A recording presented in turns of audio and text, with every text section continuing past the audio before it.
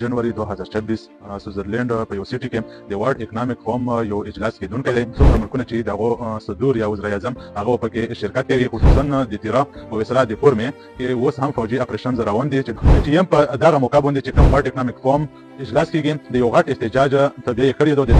بسم الله الرحمن الرحیم. ټولو ملګریو ته سلامونه.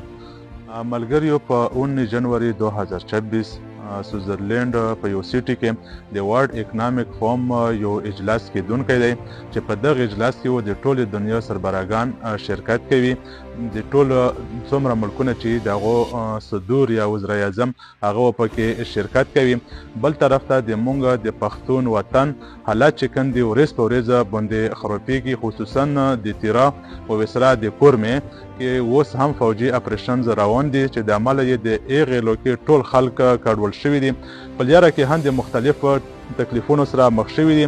وسلا دلته په کیمپونو کې هم وسلا ډېر زیات غیر انساني سلوک کیږي. نو PTM په دغه موقع باندې چې کوم ورلډ اکنامک فورم اجلاس کېږي د یو غټ احتجاج تبلیغ یې کړی دی. د دغه مخې ته یو غټ احتجاج کوي د پښتون وطن کې چې کوم فوجي اپریشنز روان دي او چې کوم نور ظلم زیاتی روان دی د هغې خلاف یو لوی احتجاج کېږي. د احتجاج کې مونږ چې په یورپ کې څومره پښتانه موجود دي هغو تخوص کوو چې په دغه احتجاج کې د شرکت وسته وکړي او د پښتون وطن کې چې کوم ظلم زیاتی روان دی د هغې خلاف د مونږ د PTM څخه خپل غږ بدرګه کړي. بله مونږ خپل ولس ته دا باور هم ورکوو چې PTM په یوه موقع په یوه موضوع باندې هم تاسو ځان له نه پرېږدي. کله هم په مونږ په وطن باندې تکلیف راځي نو انشاءالله PTM مو د تاسو سره په هر شکل کې ویلوړ وي.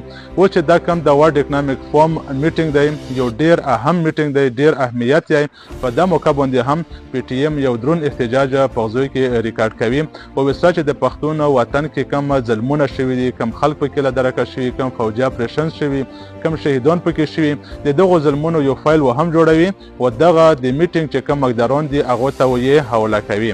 نو مونږ یو ځل بیا ټول ولس په دا خبره باندې باور کوو چې انشاءالله د PTM مو د تاسو سره په هر مشکله کې په هر تکلیف کې ویلوړ وي.